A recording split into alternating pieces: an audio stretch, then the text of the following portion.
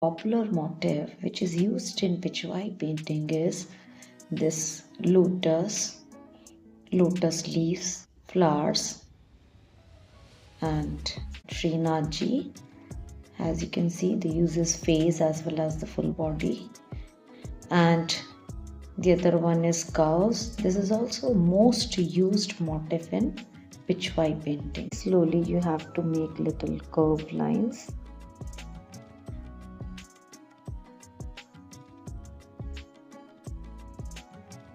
And you can make it in different positions also.